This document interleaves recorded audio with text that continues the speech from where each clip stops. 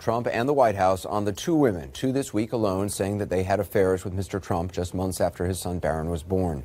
Last night in this broadcast, a former Playboy model named Karen McDougal went into great detail about what she said was a 10-month intimate relationship with Mr. Trump and Stormy Daniels, whose conversation with me airs Sunday night on 60 Minutes.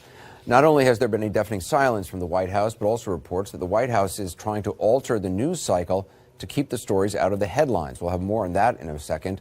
But today, after signing a bill to fund the government, which, by the way, in the space of a few days he endorsed and threatened to veto, then didn't veto in the end, the president was asked three questions, two about the bill, which he answered, and one he did not. Thank you all very much. Secretary Schultz, is the president still lying about the affairs? Well, on the way out to Marine One, the same story.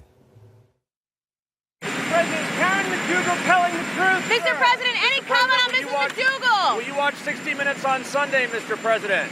Will you watch 60 Minutes, Mr. President? Going over. Well, the president also ignored questions at Joint Base Andrews, taking the long way to avoid members of the press. This, of course, is a president who, as you know, doesn't shy away from speaking his mind about even the most serious allegations against him, including allegations of sexual misconduct. He is, however, silent about the alleged relationship Karen McDougal says she had with him, though in the past, Hope Hicks has denied there was any relationship at all. Here's some of what Ms. McDougal told me yesterday. Were you attracted to him? I was attracted to him, yeah. He's a nice-looking man, and, I liked his charisma. I love, great posture. He's got great posture, and he was nice. So the sex was consensual? It was consensual, yes. And what happened afterward? After that night? You said you sort of ended on a strange note. So what happened after you had been intimate? Well, after we had been intimate, he tried to pay me, and I actually didn't know how to take that. Did he actually try to hand you money? He did.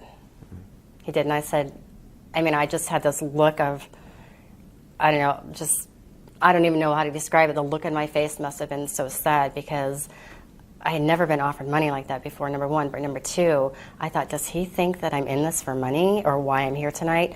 Or is this a normal thing? I didn't know, but I looked at him and I said, that's not me. I'm not that kind of girl. And he said, you're really special. And I was like, thank you. So I left. I actually got into the car for Keith to take me home, and I started crying, and I was really sad, and it really hurt me. But I went back. Hurt you that he saw you in that way? Yes, it hurt me that he saw me in that light, and he obviously assumed that that's the kind of girl I was. Maybe because I was a playmate, I don't know, but... Even though you'd had a night of conversation and days of conversation, it hurt you that it boiled down in the end to that? It did hurt me. It did hurt me. I was crying in the back seat of the car. Like I said, I got home and into my apartment, and I cried for a lot. I felt really terrible about myself, let alone what he felt, but I felt terrible about myself, and I got over it, but it did hurt. As you enter a relationship, obviously in any relationship, you start to think about where this is going to go and how you feel, and how did you view it? How did you view the relationship? Going through it, when I look back where I was back then, I know it's wrong. Like, I'm really sorry for that. I know it's a wrong thing to do.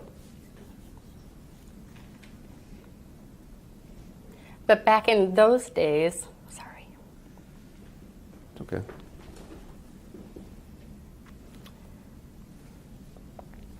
Back in that day, I was a different girl. I had fun. I was in the Playboy scene. I was just enjoying life as much as I could. And, when I got with him, actually, there was a real relationship there. There were real feelings between the two of us, not just myself, not just him. There was a real relationship there, and I kind of out of sight, out of mind with everything else. And, deep inside, I did have a lot of guilt, but I still continued. You believe, though, that he had real feelings for you? Of course he did. Mm-hmm. I know he did. He would say that? He did. Were you in love with him? I was, yeah. Mm-hmm. And do you think he was in love with you? He was, yeah. Did Donald Trump ever say to you that he loved you? All the time. He always told me he loved me. Yeah, of course. So where's this picture from? That picture is from the Apprentice release party that they had at the Playboy Mansion. So they filmed it like a month beforehand, which is where I met him, and then they had the release party when The Apprentice actually aired. So that's when that one was. So this is a picture with Ivanka Trump, Melania Trump, several of your colleagues, and yourself. Correct. So was that the first time you met Melania? It is. And honestly, if you can tell, I tried to keep my distance. I tried to go as far away as I could, just because I felt guilty. Do you think she knew? You know, maybe, I don't know. You know, it was told to me that they were arguing that night, and I said, why? And somebody had said, probably because of you. But I don't know if that's a fact or not, so don't quote me on that one. There's another picture with, I think it's you with Eric Trump. Do you know where that's from? I believe that's from the Trump vodka release party that he had, which was within a couple days of that other party. Did it feel strange to meet his son, Eric? It did, but he was such a friendly guy. Like, again, when you're doing something wrong, you try and push everything out of the way and make it as right as you can in your mind. So I met, you know, all his kids, except for Barron, of course, and I just tried to shake it. But now it gets to me, but then it didn't. Did he ever compare you to any of his kids? You know, he's very proud of Ivanka, as he should be. I mean, she's a brilliant woman. She's beautiful. She's, you know, that's his daughter, and he should be proud of her. He said I was beautiful like her, and, you know, you're a smart girl, and there wasn't a lot of comparing, but there was some, yeah. I heard a lot about her. Yeah. Did you think maybe this would lead to a marriage? Maybe. That's something, though, you liked him enough, that's something you would have liked? Maybe. If Melania Trump was watching this, what would you want her to know? It's a tough one. Or say to her? Yeah, what can you say except, I'm sorry. I'm sorry. I wouldn't want it done to me. I'm sorry.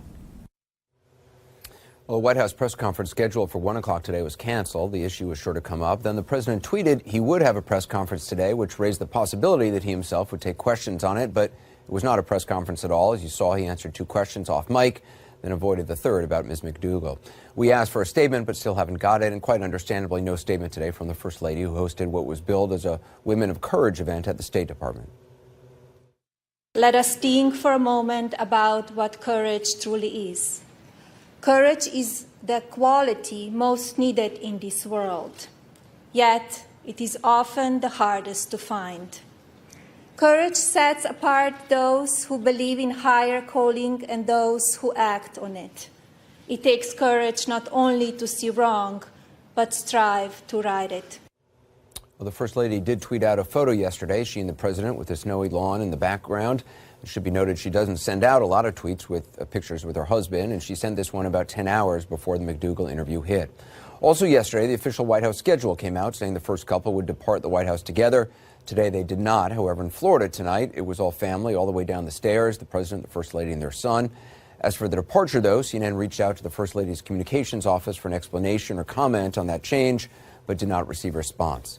Perhaps most surprisingly, our Jeff Zeleny has been told by sources that the president's announcement of a new national security advisor yesterday, John Bolton, just days after dumping his Secretary of State, was done in part to take the spotlight off the interview with Karen McDougal. If Jeff